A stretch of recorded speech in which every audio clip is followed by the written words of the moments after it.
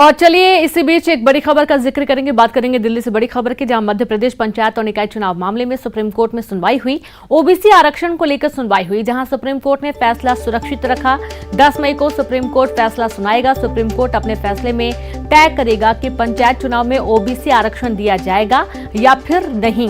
कुल 321 नगरीय निकायों में चुनाव लंबित हैं। इनमें 16 नगर निगम, 79 नगर पालिका परिषद और साथ ही 226 नगर परिषद, 23,263 पंचायत निकायों में चुनाव लंबित हैं।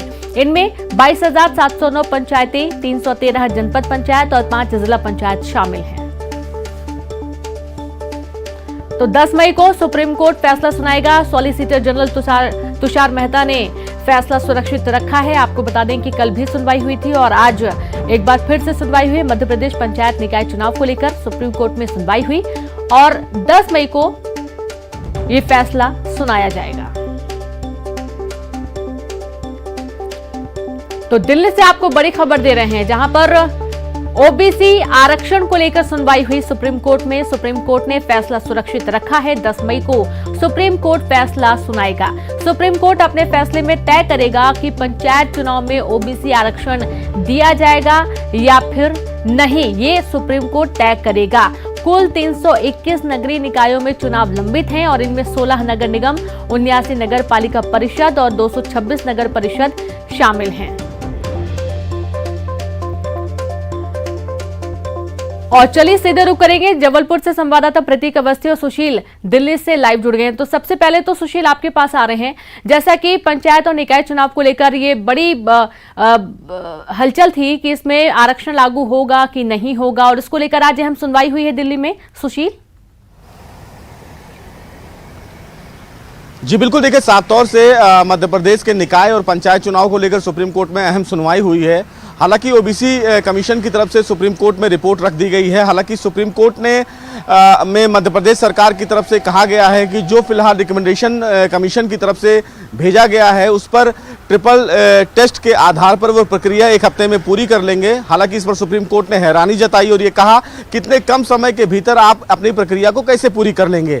लेकिन सबसे महत्वपूर्ण बात इस मामले में ये है कि 25% आरक्षण ऑलरेडी डिफरेंट कास्ट के लोगों को मध्य प्रदेश में दिया जा चुका है और 35% अगर रिकमेंडेशन को फॉलो भी किया जाता है ट्रिपल टेस्ट के आधार पर, तो जो इंदिरा साहनी का जजमेंट है सुप्रीम कोर्ट के 9 जजों की बेंच का, वो फिलहाल सुपरसीड किया जाएगा। यानी कि 50% के आरक्षण के कैप को क्रॉस करना पड़ेगा, जो फिलहाल सुप्रीम कोर्ट नहीं चाहता है। हालांकि सुप्रीम कोर्ट में मध्य प्रदेश सरकार की तरफ से solicitor general Tushar Mehta appear हुए थे और उन्होंने कहा कि जरूरत पड़ने पर चीजों को बदला जाएगा। लेकिन सुप्रीम कोर्ट ने एक महत्वपूर्ण बात बोली इस मामले में सुनवाई के दौरान। उन्होंने कहा कि संवैधानिक अधिकार और मौलिक अधिकारों के बीच में एक बहुत पतली लाइन होती है, जिसके दायरे से न उठकर कोर्ट काम कर सकता है और न शासन। और उसी आधार पर सुप्रीम कोर्ट ने इस पर आगे की जो बहस की वो उस पर कमीशन की तरफ से सवाल ये भी किया गया सुप्रीम कोर्ट के द्वारा कि जो फिलहाल डेटा तैयार किया गया है ओबीसी आरक्षण को लेकर, वो क्या डेटा फिलहाल डिस्ट्रिक्ट वाइज किया गया है या वार्ड वाइज किया गया है। हालांकि सुप्रीम कोर्ट ने कमीशन से यह भी पूछा कि जो रिकमेंडेशन फिलहाल ओबीसी कमीशन के द्वारा किया जा रहा है, क्या इस डेटा को इकट्ठा करने के लिए कमीशन के द्वारा कोई आपत्ति दर्ज कराई गई थी। जब डिस्ट्रिक्ट वाइज इस कमीशन के द्वारा डेटा इकट्ठा करवाया जा रहा था, तो क्या कोई रिकमेंडेशन उन्होंने आगे फॉलो किया या नहीं किया।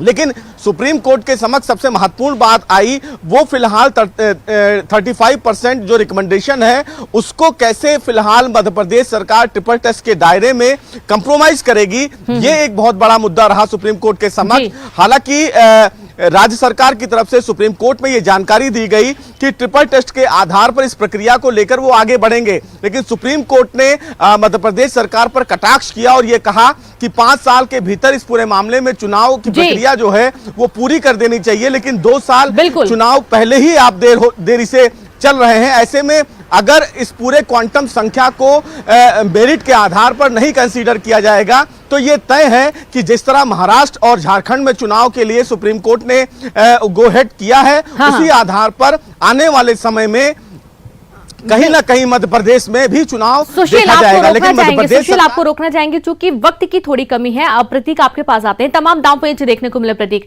कल जब आयोग ओबीसी आयोग की जो प्रेस कॉन्फ्रेंस चल रही थी उसमें साफ तौर पर यह भी कहा गया था कि 35% ओबीसी आरक्षण की अनुशंसा की जाएगी कोर्ट में, और इसको लेकर आज जो अहम सुनवाई हुई है। देखा यह जा रहा है कि तमाम ये दांव पेच सामने आ रहे हैं और इसके चलते जो पंचायत निकाय चुनाव है ये और अभी उलझता ही जा रहा है, अभी और ये आगे बढ़ता जा रहा है। प्रतीक, देखिए, बिल्कुल सुप्रीम कोर्ट में क्या कुछ कार्रवाई हुई इसका अंश अभी सुशील जी ने हमें बतला ही दिया। हाँ। मध्य प्रदेश के परिप्रेक्ष्य में बात करें तो कल ओबीसी आयोग ने विस्तृत पीसी करी थी और बतलाया था कि आखिर उनकी क्या क्या सिफारिशें हैं, किस प्रकार से 35% आरक्षण का वो उन्होंने सिफारिश की और उसके पीछे का क्या कारण है। लेकिन जैसा कि हम बात पहले से ही कर रहे हैं और उसके पहले भी की, क्या ट्रिपल लेयर टेस्ट अलाउ करेगा 35% को, जो कि आज सुनवाई के दौरान सुप्रीम कोर्ट की ओर से मत भी दिया गया है कि जो ट्रिपल लेयर टेस्ट रिपोर्ट की बात आयोग कर रहा है वो भविष्य लक्ष्य होगा, लेकिन भूत लक्ष्य बिल्कुल भी नहीं है। इससे एक और इशारा हो रहा है कि संभवतः महाराष्ट्र के लिए जो ऑर्डर हुआ है वो संभवतः मध्य प्रदेश के लिए लागू हो सकता है। पर हम संभावनाओं पर बात कर रहे हैं, चूंकि जो कानून से जुड़े हुए जानकार हैं उनकी यही प्रतिक्रिया अभी फिलहाल सामने आ रही है कि संभवतः ओबीसी को लेकर के जो महाराष्ट्र का ऑर्डर हुआ है संभवतः वही मध्य प्रदेश के लिए लागू हो सकता है। जैसा कि अब तक जो बात सामने आ रही है, देखना बेहद दिलचस्प होगा, क्योंकि मंगलवार को निर्णय इस पूरे मसले पर आएगा। फैसला यहां पर सुरक्षित रख लिया गया है। मध्य प्रदेश सरकार की ओर से solicitor general of India Tushar Mehta ने विस्तृत पक्ष यहां पर रखा है और कहा है कि चूंकि एक बड़ी आबादी मध्य प्रदेश में है, ऐसे में उनका प्रतिनिधित्व होना आवश्यक है और कहीं जल्दबाजी में इतनी बड़ी आबादी वंचित न रह जाए। तमाम तर्कों को सुन लिया है। जी बिल्कुल, बहुत शुक्रिया आप सभी का तमाम जानकारी के लिए। और अब सीधे रुक करेंगे हम न्यूज रूम का पुनीत जी के पास।